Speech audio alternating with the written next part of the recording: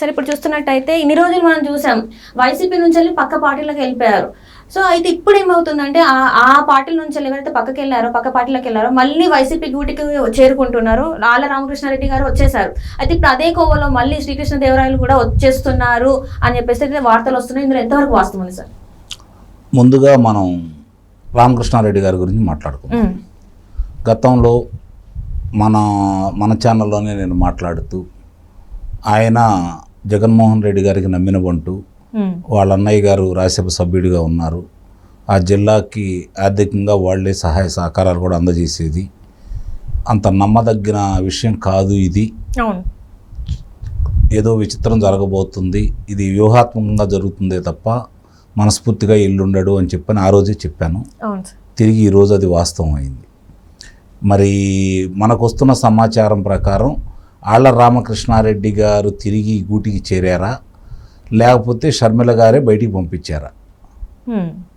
అనుమానాస్పదంగా ఉంది తన వ్యవహారం అని చెప్పని ఆమె దూరంగా పెట్టారని చెప్పని వినిపిస్తున్నటువంటి వార్తలు. మరి ఎన్ని దృష్టిలో పెట్టుకున్న తర్వాత వాళ్ళు రాజకీయంగా ఎన్ని ఎత్తులేస్తున్నారు, ఏ విధంగా ఉన్నారు అనేది చాలా స్పష్టంగా అర్థమైపోతూ ఉంది. ఇక రెండో అంశం రావు శ్రీకృష్ణదేవరాయలు గారు. వాళ్ళు గ్లోబల్ ప్రచారాలన్నీ సృష్టించడంలో చాలా నిష్ఠానితులు. వాళ్ళు ఏంటంటే ఒక సమస్య వాళ్ళ మీద వచ్చినటువంటి వైఫల్యాలు ప్రజలు చర్చించుకోకుండా ఇలాంటి గ్లోబల్ ప్రచారాలు చేస్తూ రకరకాలుగా చిత్రీకరించాలని చెప్పి ప్రయత్నం చేస్తున్నారు. ఇప్పుడు వాళ్ళ పరిస్థితి ఏంటంటే గుంటూరు పార్లమెంటు నియోజకవర్గానికి సరైన అభ్యర్థి లేరు ఇప్పటివరకు. 25 నియోజకవర్గాల్లో రమారమి 12-13 నియోజకవర్గాల్లో వాళ్ళకి లోక్సభకి పోటీ చేసి సరైన అభ్యర్థులు లేరు. మేము వచ్చి పోటీ చేస్తామని చెప్పని వాళ్ళు ఏమంటే ఎవరు ముందుకు రావట్లేదు. ఇప్పుడు అక్కడికి వచ్చేసరికి నెల్లూరు జిల్లాకు వచ్చేసరికి వేమిరెడ్డి ఇటే వచ్చేసే పరిస్థితి, తెలుగుదేశం పార్టీకి రాబోతున్నారని చెప్పని అందరూ ప్రచారం కూడా జరుగుతూ ఉంది. ఇలాంటివన్నీ చూసుకున్న తర్వాత వాళ్ళు వీటిని అంటే మేము బలహీనపడుతున్నామని ప్రజలు భావించకూడదనే ఉద్దేశంతో తిరిగి వెళ్ళిన వాళ్ళు మళ్ళీ మా దగ్గరకు వస్తున్నారనే ప్రచారాన్ని మొదలుపెట్టారు. ఆళ్ళ రామకృష్ణారెడ్డి గారి గురించి మనం పట్టించుకోవాల్సిన అవసరం కూడా లేదు, ఆయన పరిగణలో కూడా తీసుకోవాల్సిన అవసరం లేదు. సహజంగా ఆళ్ళ రామకృష్ణారెడ్డి గారు కనుక లోకేష్ బాబు గారి మీద పోటీ చేస్తే అక్కడ రమారమి 70,000-80,000 ఆదికి వచ్చే పరిస్థితి కనపడతా ఉంది.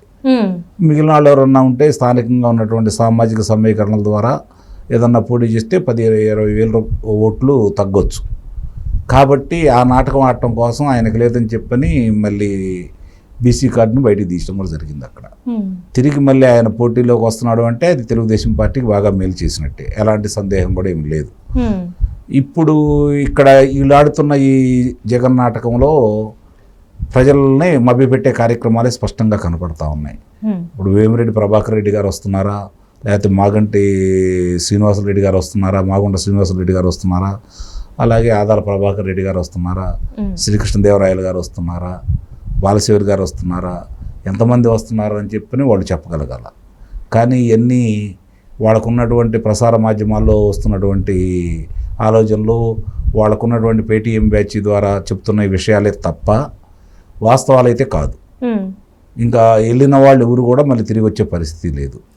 రోజు రోజుకి క్షీణించిపోతూ ఉంది ఆ పార్టీ పరిస్థితి. ప్రజల్లో తీవ్రమైన వ్యతిరేకత వస్తూ ఉంది. దీన్ని కప్పిపుచ్చుకోవాలి అంటే మేము గెలుస్తున్నాం అనే భావన ప్రజల్లో తీసుకురావాలి.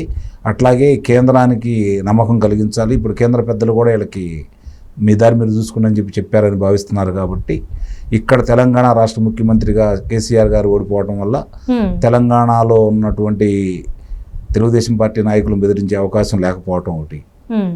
మరి ఇప్పుడు అక్కడలో పరిస్థితి చూస్తూ ఉంటే రోజు రోజుకి పెరుగుతున్న వ్యతిరేకత, కేంద్ర పెద్దలు చిన్నచూపు చూస్తున్నారు. ఏం చేయాలనే భావంలో ఇప్పుడు వాళ్ళు ఇలాంటి ప్రచారాలు తెరలేపారని అయితే నేను భావిస్తున్నాను. అంటే ఇప్పుడు ఆళ్ళ రామకృష్ణ గారు కాంగ్రెస్లో అంటే నేను షర్మిల వెంటే ఉంటా ఇంకెప్పటికైనా అని చెప్పేసి ఆయన మాట్లాడడం జరిగింది. ఇక్కడ వైసీపీకి రాజీనామా చేసేసి ఆయన వెళ్ళినప్పుడు మళ్ళీ ఇప్పుడు అంటే ఇప్పుడు ఇన్ని రోజులు కోవటి రాజకీయాలు చేశారు అనుకోవాలా? అంటే అక్కడ ఉన్న ఏదైతే సీక్రెట్స్ ఉన్నాయో ఇక్కడ వాళ్ళ అధినేతకి చెప్పాలనే ఆ పార్టీలో జాయిన్ అయ్యారని అనుకోవచ్చు మనం అనే ప్రచారం జరుగుతుంది. సరే, అది నిజానాలు తీసి పక్కన పడేస్తే ఆయన ఏమన్నా తెలుగుదేశం పార్టీకి వెళ్ళాడా, జనసేన పార్టీకి వెళ్ళాడా, తిరిగి ఈ పార్టీలోకి వచ్చారని చెప్పి వీళ్ళు సంకలు గుద్దుకోవడానికి వెళ్ళింది కాంగ్రెస్ పార్టీకే కదా. కాంగ్రెస్ పార్టీ గెలిచే పరిస్థితి ఎటు లేదు కదా. కాబట్టి మళ్ళీ ఆ నాయకులు ఏదో ఇటు వచ్చారని సంతోషపడటానికి వాళ్ళు దాన్ని ప్రచారం చేయాల్సిన అవసరం లేదు. వాళ్ళ గురించి మాట్లాడుకొని వాళ్ళు ఎక్కువగా ప్రచారం కల్పించాల్సిన అవసరం కూడా లేదని అయితే నేను భావిస్తున్నాను. అంటే ఇక్కడ జగన్ అన్న షర్మిల ఒకటే అంటారా సార్? నిస్సందేహంగా నేను గతంలో చెబుతున్నాను, ఇప్పుడు చెబుతున్నాను, రేపు కూడా అదే చెప్తాను.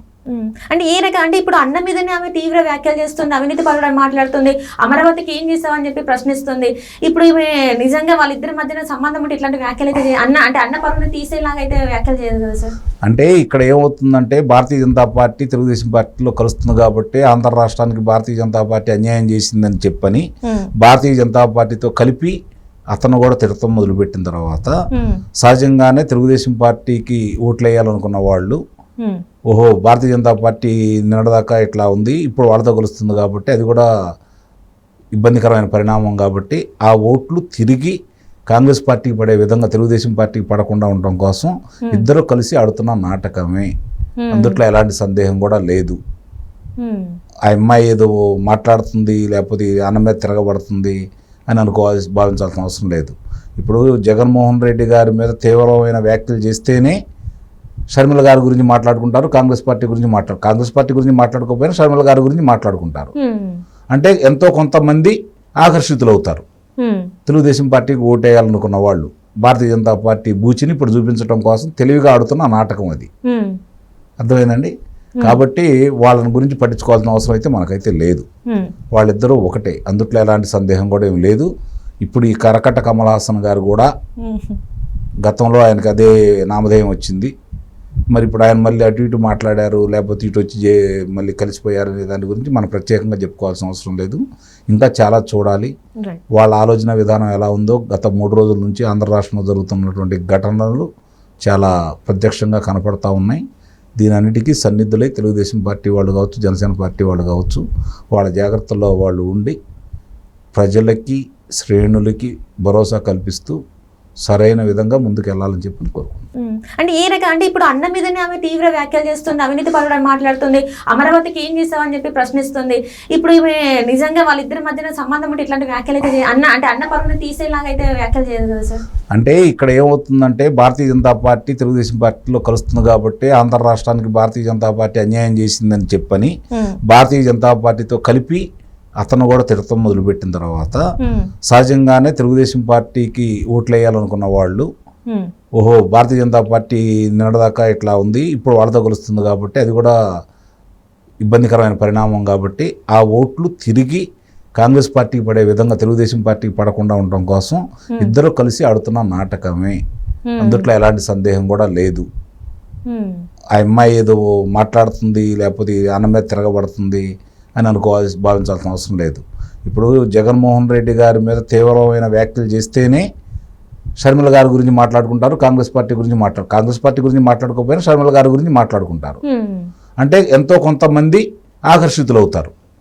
తెలుగుదేశం పార్టీకి ఓటేయాలనుకున్న వాళ్ళు భారతీయ జనతా పార్టీ బూచిని ఇప్పుడు చూపించడం కోసం తెలివిగా ఆడుతున్న నాటకం అది. అర్థమైందండి? కాబట్టి వాళ్ళని గురించి పట్టించుకోవాల్సిన అవసరం అయితే మనకైతే లేదు. వాళ్ళిద్దరూ ఒకటే, అందుట్లో ఎలాంటి సందేహం కూడా ఏమి లేదు. ఇప్పుడు ఈ కరకట్ట కమల్ హాసన్ గారు కూడా గతంలో ఆయనకి అదే నామధేయం వచ్చింది. మరి ఇప్పుడు ఆయన మళ్ళీ అటు ఇటు మాట్లాడారు లేకపోతే ఇటు వచ్చి మళ్ళీ కలిసిపోయారు అనే దాని గురించి మనం ప్రత్యేకంగా చెప్పుకోవాల్సిన అవసరం లేదు. ఇంకా చాలా చూడాలి వాళ్ళ ఆలోచన విధానం ఎలా ఉందో. గత 3 రోజుల నుంచి ఆంధ్ర రాష్ట్రంలో జరుగుతున్నటువంటి ఘటనలు చాలా ప్రత్యక్షంగా కనపడతా ఉన్నాయి. దీని అన్నిటికీ సన్నిధులై తెలుగుదేశం పార్టీ వాళ్ళు కావచ్చు, జనసేన పార్టీ వాళ్ళు కావచ్చు, వాళ్ళ జాగ్రత్తల్లో వాళ్ళు ఉండి ప్రజలకి శ్రేణులకి భరోసా కల్పిస్తూ సరైన విధంగా ముందుకు వెళ్ళాలని చెప్పి కోరుకుంటున్నాను.